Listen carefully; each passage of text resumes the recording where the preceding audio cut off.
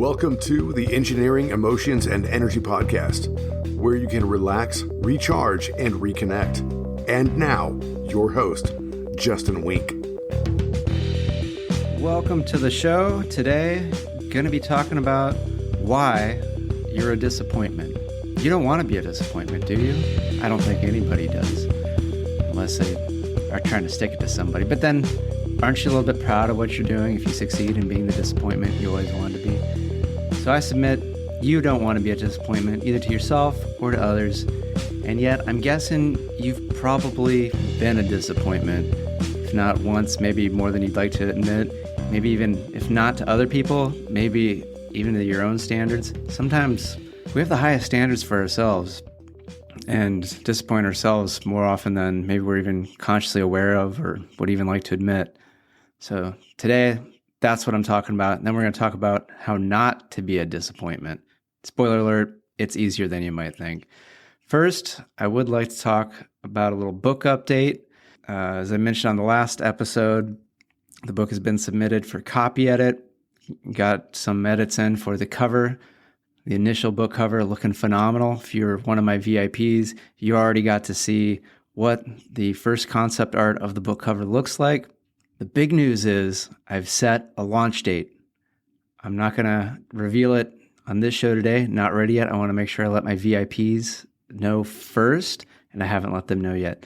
So there's still some time for you to join the VIP list and be one of the first to find out when Engineered to Love, going beyond success to fulfillment, using practical tools to relax, recharge, and reconnect. Join the VIP list. It's really easy. justinwink.com/VIP. Just sign up, and then you'll be one of the first to be informed. You'll get to have the option of getting the book at the lowest possible price and with the most fun bonuses. And I'm still working those out, but you're likely going to be, some fun companion audios, worksheets, lots of cool other stuff that still to be created. And you can have a chance to, let me know, hey, Justin, I would like this to be as part of the bonus. This will make me feel important. It's very important. Yeah, justinwink.com/VIP. So back to being a disappointment. I know in my life, and I know a lot of the clients I've worked with, that's often a thing that's come up is just not feeling good enough, like a disappointment. And often, and this is where it gets a little tricky, I know I have, and I know many people, and probably if you're listening, you might be one of them, or if maybe you know someone who does, work your ass off to not be a disappointment, to do everything you're supposed to do, be what you're supposed to be for how people want you to be able to come up to your own standards, which you might not even know where your standards came from, but they're probably higher than most people. I always like the George Carlin line. It's a little out of context here, but I think you'll figure out where I'm going with it. But he says, think of how stupid the average person is. Now remember that half of them are stupider than that. So when you think of, how often the average person hits the mark, half of them miss the mark even more than that. And so give yourself a fair shake. And this is really about changing that perspective on what it means to disappoint. Because what is a disappointment? It's when something doesn't come up to expectations. So someone's expecting one thing and they get another. No one likes that. The only surprises people like usually is like good things, like a surprise birthday party or a surprise check in the mail. But like to not get something that you wanted, that's not fun. Lately at work, and as many of you know, I still do work a tech job. Got put on a very busy program to cover for someone going out for medical leave. And I asked to have someone assist me on that, someone that's newer to the company and just newer to the working at a large company in general. And they're like, yeah, that'd be great for this new engineer to come up to speed and learn a lot of stuff, because I've now been at this over 12, 13 years after finishing my Ph.D. And we're to the point where we need to provide status updates from our point of view, what our responsibility in the program is, to the program leadership. So, we're talking high-level folks here at a relatively large corporation. So, like director level-ish, and possibly then that message could get bubbled up. So I was working with the new engineer, or, new compared to me anyway, of, hey, we need to get all this information from other people because we're effectively doing technical program management, which means that there's other people that are doing most of the work. Just we need to make sure that they're aware of what needs to be done, how to do it, not actually how to do their work, but how to bubble up so that it's easy for everyone to know what it is they did, where it's at. And so I was working yesterday with this engineer going, yeah, I know you sent out one email to this group of like 10 people asking them to do this thing, and many of them, they're just going to do it.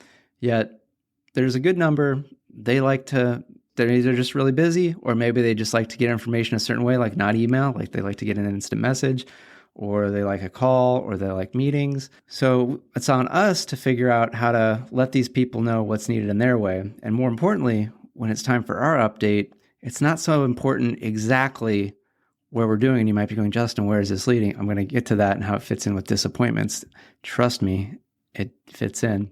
It doesn't really matter so much what we've gotten accomplished or what everyone else has gotten accomplished. We might not even have gotten reports back from anybody, but if we're really clear on here's what we did to get the updates from everybody, and here's the information we have now, and here's what we're going to do next, that is going to go far better than if we got 99% of the things done, but that 1%, we really didn't put much effort into figuring out how to get completed, and we had no idea what we were going to do next with it, and we just pretended like it wasn't an issue.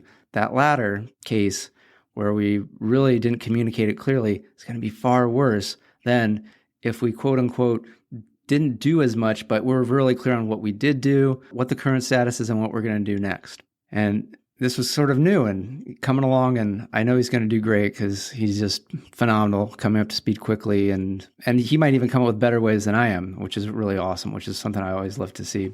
So where does this face come in with for disappointment? Disappointment is an expectation that somebody has that is not fulfilled. It's falling short. How do you do that? It's pretty easy. Once you let go of that not wanting to be a disappointment, you can no longer then be a disappointment. First, it requires acceptance of where you're at, what you're capable of, who you are. Like, what are your strengths? What are your weaknesses? What do you desire? And then what are you afraid of? And what do you have just no interest in? What is it that you want to avoid? Really get clear on what that is. You can't ignore it. You got to just accept it. It's sort of like you can't really work on reducing your body fat if you're not going to admit that there's body fat that needs to be lost.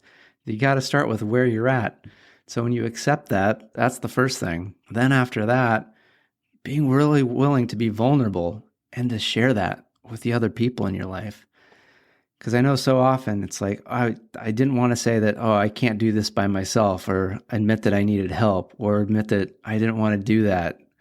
Because sometimes there's things we just don't want to do in life, and that's okay. We don't have to want to do everything just because somebody asks us to. And I found more and more that if I go like, hey, this is what I want, this is my boundary, then the other person knows exactly where they stand and what works for me.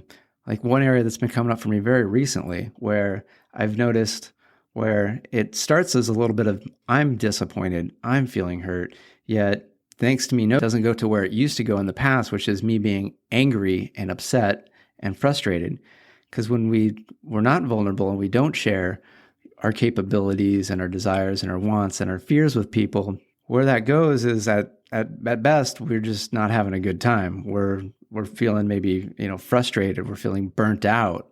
We're feeling exhausted at just not being good enough and not feeling like there's enough time to do the things that we're committing to doing. At worst, it's resulting in extreme burnout. It's resulting in maybe some behaviors that are unhealthful to ourselves, like compensating or coping with maybe, alcohol, other types of acting out, or maybe some sort of other addictive behaviors, or it's getting like really angry and frustrated and maybe doing something hurtful towards someone else, like yelling at them or whatever, but just something that it's not good because it doesn't feel good to feel like a disappointment, like not good enough, and we want to feel important. And that's where sometimes anger comes in, is it's a mechanism that lets us take up some space and go like, fuck it, I'm here, I matter. So it's really important to figure out what matters, what's important, so that then you as the individual can find a way to make that happen.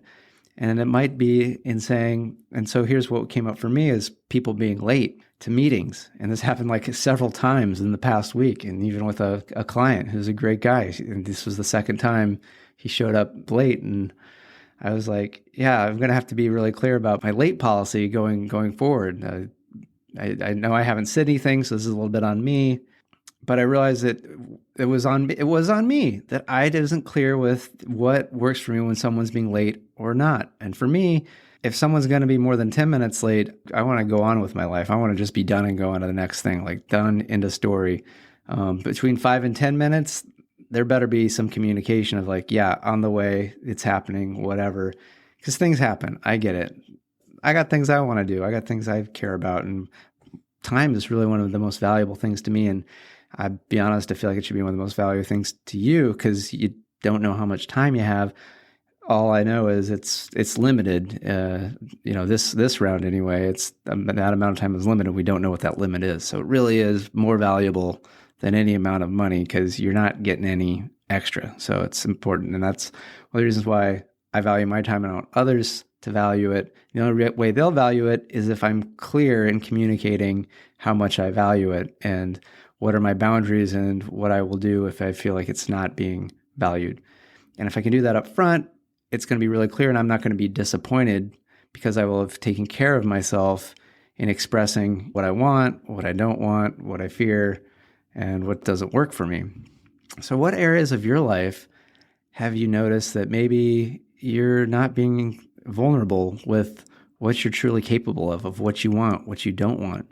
Because like the time thing, other people don't give a shit. Some people, like, they're totally cool if people show up late or not at all. Doesn't bother them. They're able to flow, go in and out, and that's how they roll. And it's all cool. Just that doesn't work for me. And sometimes I'm like, maybe I want to practice and be a little bit more relaxed. For certain things, if I don't want to and I don't have to, I'm not gonna. It's on me to communicate that, though, and be clear. And again, when it comes to disappointment, just about anything that you might consider disappointing can actually be flipped and be considered a great accomplishment. It really is just who's doing the viewing, who's looking at it, how they're looking at it. Like I said, that being a late thing, that could be somebody going like valuing the present moment of whatever they were doing in the past instead of worrying about their future appointment, making sure they're on time. I totally see the different points of view, and neither one's good or bad. It's just what serves you best based off of what it is you want to accomplish, what it is you want to experience in your life. I was talking with a friend, and one of the big things to me were, in so many ways, when I view it, it's like, this is just a bunch of disappointing nonsense. And that is the entertainment industry, Hollywood blockbusters, just this idea that there's people, their whole role, their whole job is to become as empty as possible so that then somebody else can fill them with words, ideas, and emotions, and then they're just going to blabber that out while somebody's recording and stuff.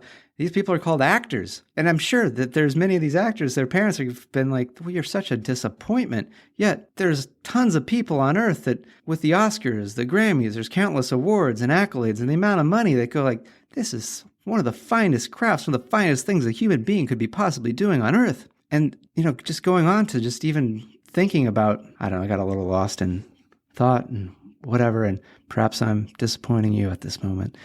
And that's okay. But I'm letting you know that I got lost in thought or lost in my train of thought, but we're going back. Like this, I'm not perfect, and you don't have to be perfect. What I do promise is to show up, to do my best, and find ways to share ways that you might not necessarily have to have the feelings that you've been having about things in the exact same way. That doesn't mean that you'll never feel like a disappointment again. Somebody else might never disappoint you. Yet, wouldn't it be great if that could happen just a little bit less? And so you could experience some of these other emotions a little bit more. So then it's really about living a balanced life where you get the full spectrum of being an amazing, beautiful human, that sometimes you're going to want to do something and sometimes it's just not going to work out. Maybe just not in the way you expected, yet you did your best. And that's often all you can ask of yourself and all you can ask of other people. when the best just maybe isn't up to another standard, maybe it's just time to drop that standard. Because really, where did a lot of these standards even come from? Somebody made it up at some point. And only if going towards that standard brings you joy, brings you pleasure, brings you satisfaction, brings you growth, I say go for it. Like for me to get my PhD, there were certain criteria I had to meet. Certain classes I had to take, GPA had to be maintained, then certain exams.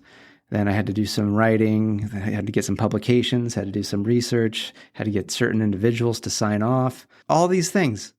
And they're all made up. Just a number of people have decided we're going to choose to live by these standards. And if anybody wants to get signed off on us, get their doctorate at this institution, you're going to have to do it too. So does it mean anything? Only if I want it to, only if you want it to. So whatever it is you endeavor to be, do, experience, have in your life, whoever you wish to have in your life, go for it if it feels like it's bringing something of value to you.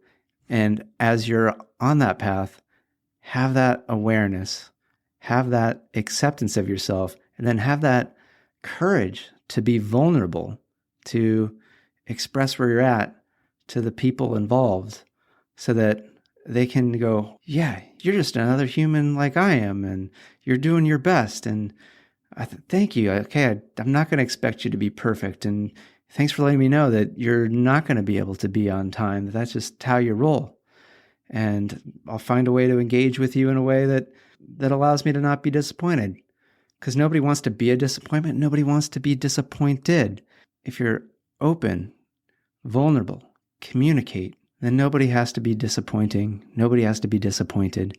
You can just be you, and you can just enjoy the process, the growth, the fulfillment, the fun, the joy, the love that comes along with all of that. So with that, thank you so much for being here.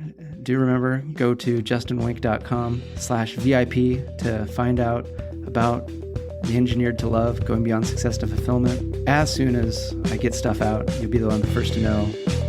Thank you so much. Take care and good day. If you want to contact the show, email me at podcast@justinwink.com. That's Justin, WENCK. And find me on social media, Justin Wink, Ph.D.